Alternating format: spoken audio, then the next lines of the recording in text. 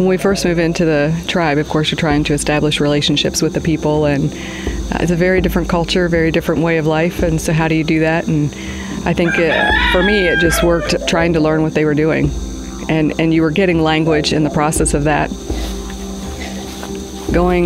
Trekking through the mud and the muck and the jungle to get out to scrape sago with the ladies, and eating grub worms with them, sticky sago paste and pig meat, and just being able to help the ladies do different things, carry firewood or whatever. Hopefully that was beginning to show them my care for them and my desire to be their friend and be a help to them. I think the hardest thing when we were still learning language and culture and couldn't communicate very clearly the gospel or what we had come to do, we had quite a few people die, and that was probably the hardest thing.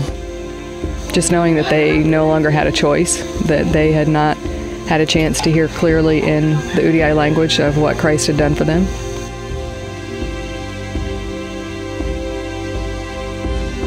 The death wail and just knowing where they were for eternity was probably the most difficult thing that we faced.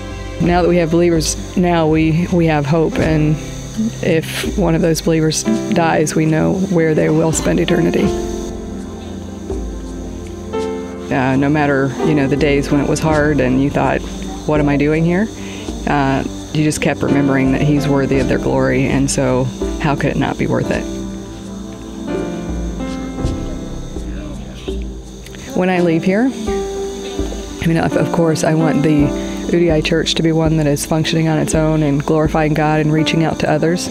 One that doesn't even need our encouragement, really, because they're totally doing that on their own. I'd like to see them using the uriay Bible and feeding themselves on God's Word and hungry to know more, letting it guide their life. But that, too, someday there would be others, younger folks that would want to come behind and say, okay, I would like to be able to accomplish this task in the way that this team did. Not for our glory, but that they've seen Christ through me, and they've seen God at work and want to follow in those footsteps.